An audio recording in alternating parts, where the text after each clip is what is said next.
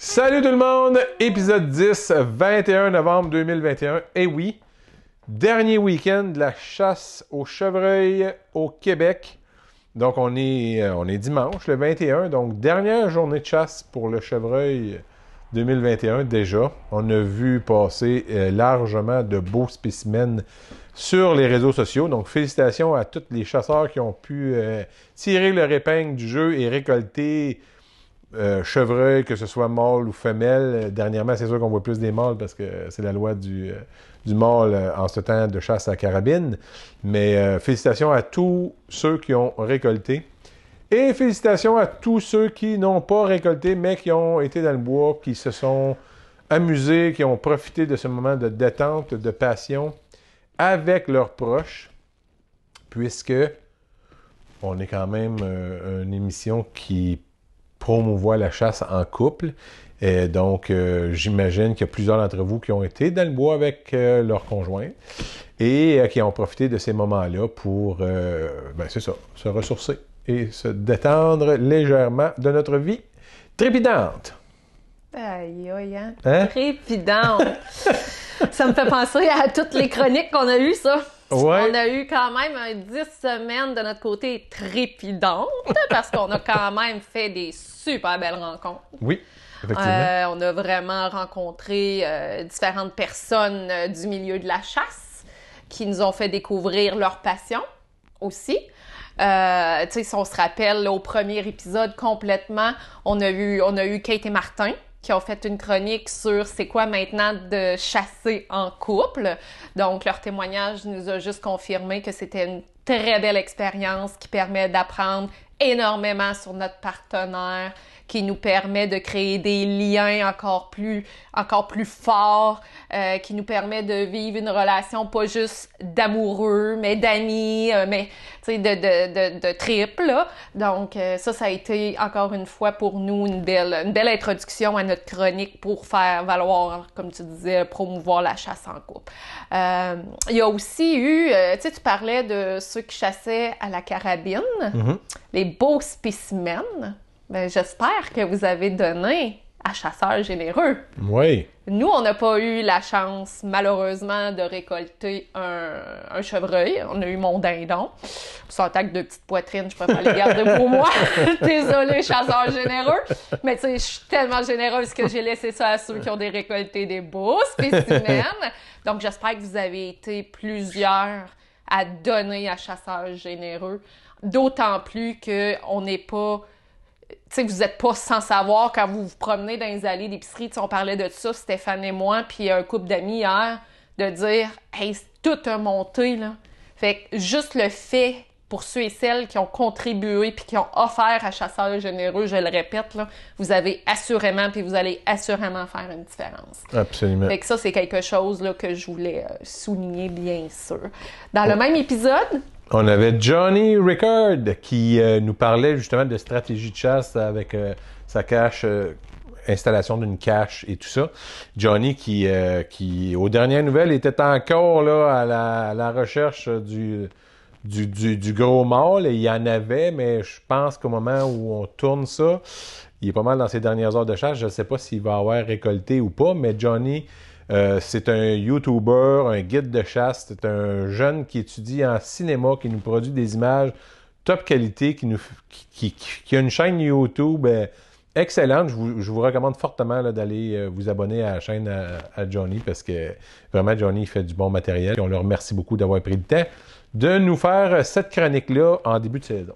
Et ensuite, on a eu Poule des Bois qui est venu nous parler de contrôle des odeurs avec Karine Fauteux, qui nous a fait sa chronique Contrôle des odeurs avec les produits de Poule des Bois qui était fort intéressante, qui nous a permis de découvrir les différents produits de Poule des Bois, les shampoings secs, les baumes à lèvres, etc. Donc, merci à Karine également d'avoir partagé et d'avoir pris du temps pour se joindre à notre aventure. Et au 4e épisode, j'ai eu le grand honneur de vous présenter ma nouvelle arc Eclipse qui a rendu la madame très heureuse et qui lui a fait vivre une belle expérience de chasse au dindon automnal.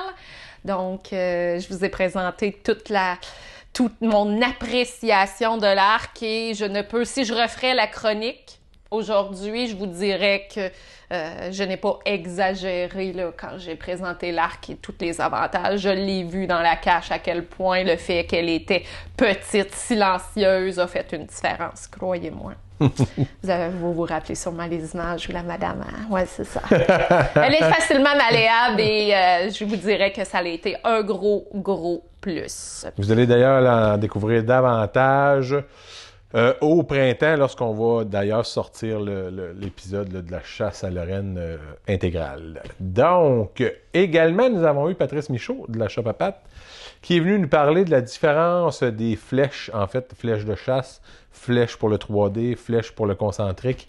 Et ben, c'est là que Kevin s'est joint à lui là, pour nous faire une chronique, un reportage sur les différences, puis qu'est-ce qu'il faut faire attention et tout ça. Donc, on remercie encore là Patrice Michaud d'avoir pris le temps de nous produire cette chronique-là. Des fois, on était pas mal coincé dans l'agenda, mais Patrice a pris le temps, puis regarde, ça a donné une excellente chronique. Merci, Patrice.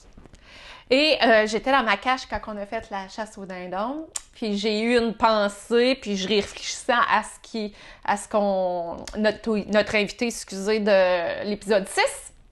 Donc, Pierre Roy, de l'Appel du Roi, je pensais à sa chronique qui nous parlait justement du dindon, là, de la chasse au dindon automnal.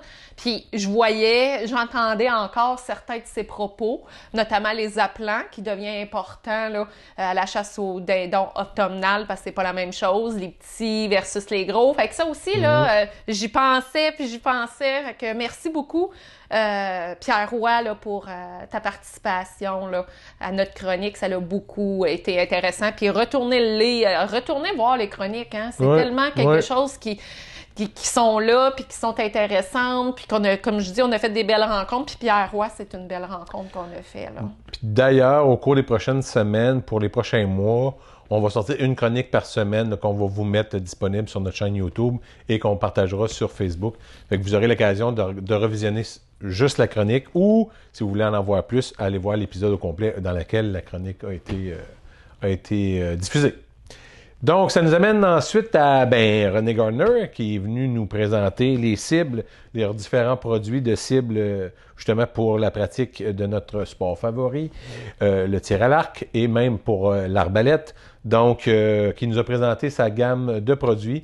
Également, les traîneaux pour la chasse, là, qui sont d'une utilité extraordinaire pour sortir notre gibier. Donc, merci à René également pour cette super chronique là, qui a permis de découvrir la gamme de produits. Et pour finir, on avait gardé la série sur le Sunday avec Martin Lord qui avait la lourde tâche de nous parler des fameuses pointes mécaniques ou fixe ou mécanique, là, c'est parce que j'avais des ennuis avec mon micro. 1, 2, testing. Non, bon. Mais c'est ça.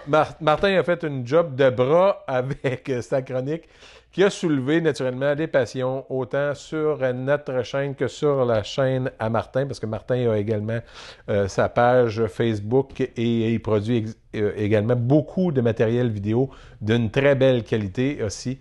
Donc, merci Martin de t'être prêté au jeu et comme tu dis, on pourrait en reparler pendant des heures et des heures. Et d'ailleurs, je vous promets qu'on va revenir l'année prochaine avec les fameuses papillons que je vais tester sur mon arc qui est d'une puissance différente là, de la Eclipse pour voir si le résultat sera le même. Parce que... c'est vrai, il était surpris, hein? Oui, Martin, il confiait qu'il était surpris parce qu'il devait, ou en tout cas, il a failli les présenter dans sa chronique. Fait qu'il était très surpris du résultat du tir.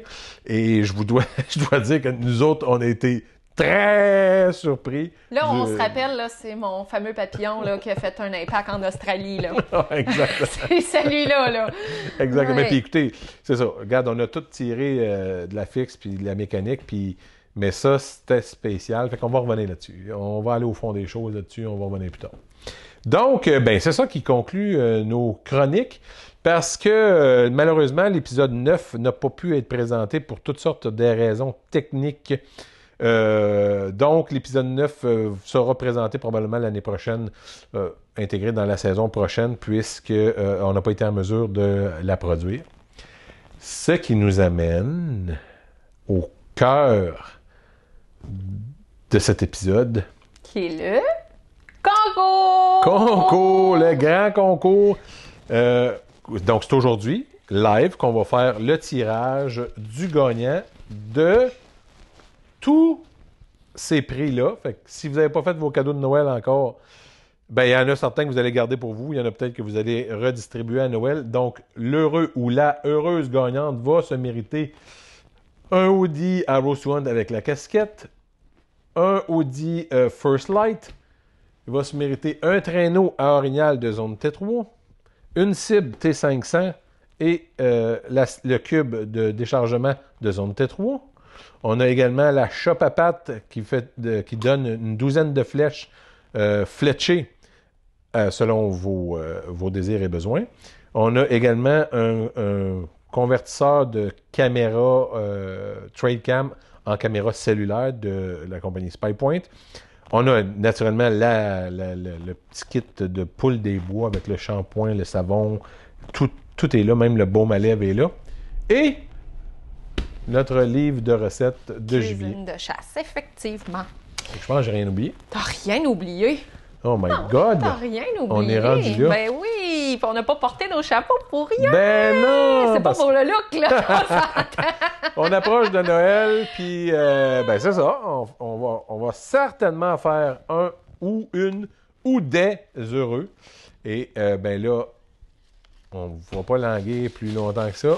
On a tous les noms des membres des abonnés du groupe qui ont partagé les différentes chroniques. Mais je veux aussi nommer à quel point c'est important, puis c'est ce qu'on disait Stéphane et moi, que ceux qu'on a invités, là, qui ont fait des chroniques, ben ils ont partagé. Ouais. Et ça, là, merci beaucoup d'avoir fait ça, d'avoir partagé les épisodes quand vous étiez dans la chronique. Vous allez me dire, ben là, c'est non. C'était généreux de votre part de le faire. Absolument. Ça nous a permis d'avoir d'autres gens qui ont pu découvrir à Roast One, qui ont pu vous découvrir. Donc, non, ça a été un beau travail d'équipe. Fait que je voulais vraiment remercier tous les chroniqueurs.